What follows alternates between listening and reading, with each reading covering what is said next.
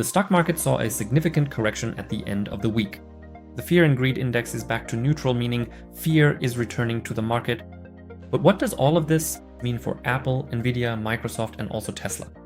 Most importantly, what happens on Monday? Is the big crash coming? I'll break it all down for you based on the data. Hi, I'm Marius from 10x Analytics. My channel is all about data and not about hype.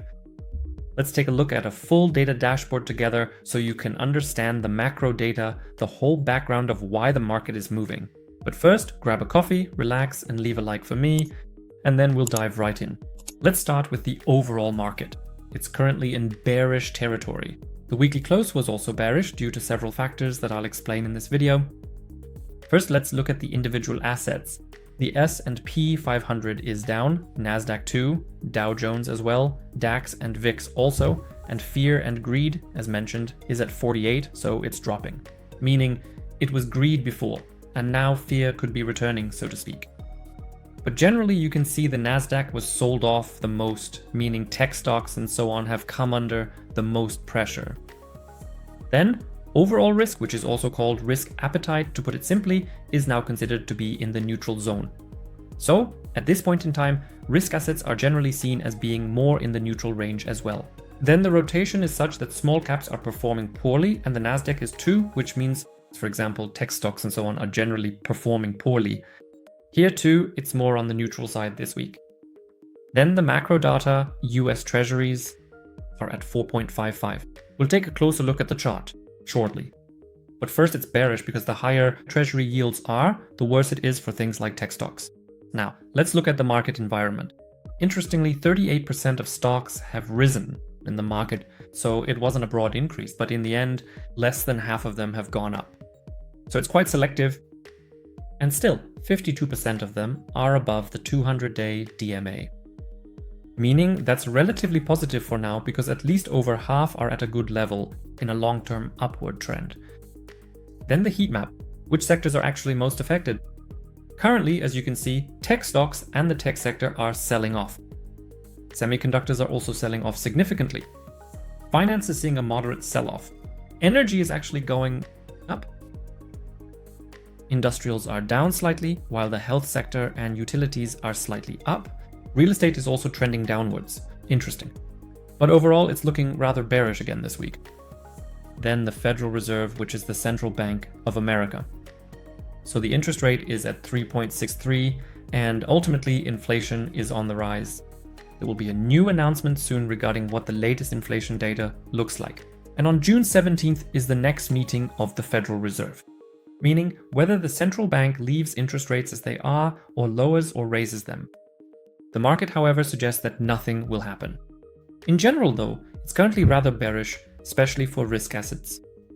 Then we have a few interesting ones on the earnings calendar. Oracle is coming up, then Adobe, Kroger, Lana, and Darden.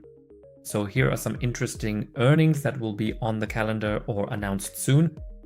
That's it for the market segment as a whole for now. Generally, last week was rather bearish. As I said, we'll take a look together at how things look for Monday on the chart with my 10x indicator. But before we dive into the chart analysis, I have a tip for you. My free 10x Insider community. There I provide the latest news updates, also data-based as always, chart analyses, but also with my 10x indicator and many more exciting features that are provided completely free of charge. By me, you can just take a look at everything.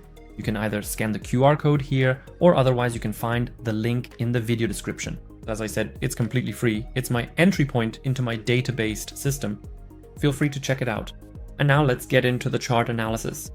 Yes, and here we are in the chart analysis, and what are we starting with? With US government bonds. As already mentioned, the lower they are, the better it actually is for ultimately stocks and cryptos, especially for the risk asset sector. But we are currently relatively high up here, and it could still go up. Therefore, it's currently more of a bearish sign here.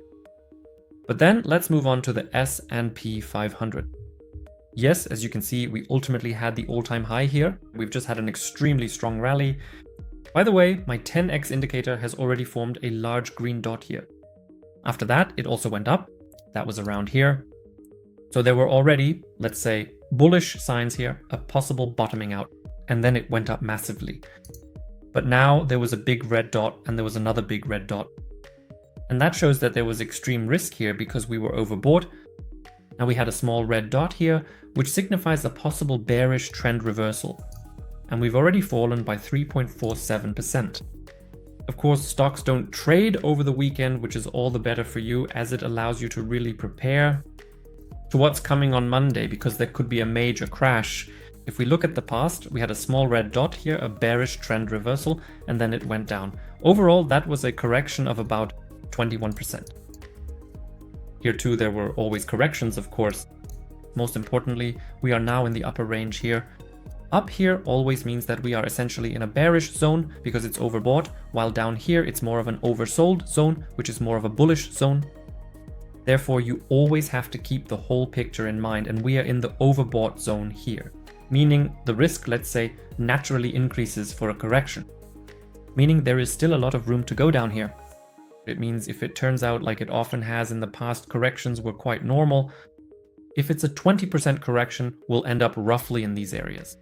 So it could be that we're seeing a slow sell-off here now. Of course, many are also taking profits, especially in the AI sector. Massive profits have been made there. Therefore, there's a high chance that the past, let's say, will repeat itself. We've always had strong increases, of course. Then a correction doesn't change the overall trend in the long run, but you should definitely be careful now. And definitely expect a correction. No one can predict the market. You can only ever see probabilities.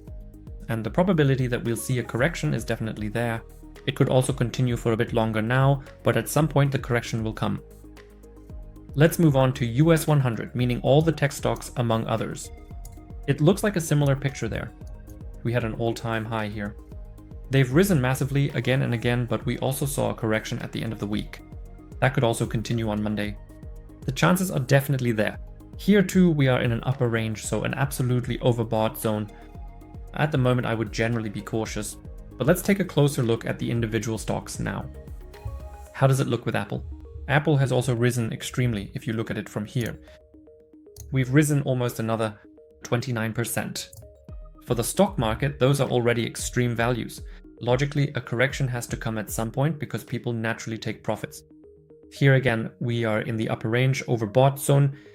We've already had several large red dots, which repeatedly indicate an overbought zone. Now it definitely looks critical from my point of view. As I said, you should definitely be careful with Apple too. For me, it will get exciting when we see a sell-off and end up down here in this area and a large green dot forms again. Then that would definitely be an exciting entry zone for me. Nvidia, similar picture, but we've already had a stronger correction there. My indicator, the 10x indicator, has formed a large red dot here. And after that, we were sold off by about 11%. By the way, you can also use the indicator for your own analyses because I still post regularly on X, of course, always, let's say, chart analyses. You can check out my X account, by the way. Link in the video description. But of course, I can't always post everything live. So if you want to use the indicator yourself for your analyses so you don't miss another move, go get it. You can scan all the info here, either scan the QR code or otherwise you can also get info down in the video description. You can get more information there. With Nvidia, as I said, there's also potential for correction here. Exciting though, we had an overbought zone here, were then sold off and are now more in the middle range, meaning there's still room to the downside, but half of the downward move has already happened. But now a bearish trend change is still underway, so we could go further down. Then MicroStrategy, also extremely exciting. We had a small red dot here. So a possible bearish trend change, we went down by 40%. Just imagine, for a stock, 40% is already massive. But here we're slowly getting into oversold zones. So it's slowly getting exciting. But if the entire market corrects, MicroStrategy will of course correct as well, especially if Bitcoin continues to correct. Then let's take a look at Tesla.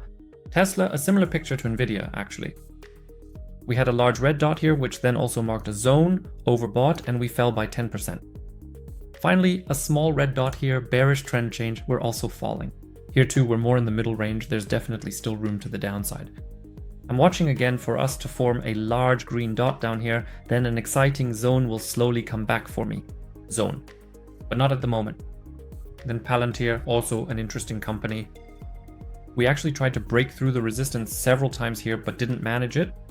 At the moment, we've been sold off, and there's still a lot of potential to the downside here. So I would be extremely careful with Palantir at the moment. Yes, that's it for the chart analysis so far. To stay up to date, feel free to subscribe to my channel. As I said, I take a purely data-based approach on my channel, without all the hype, but instead categorize the market structurally for you. So feel free to subscribe to the channel. And here I'm linking another video for you that I just made recently. Extremely exciting. Thanks for watching. Enjoy the next video, and see you in a bit.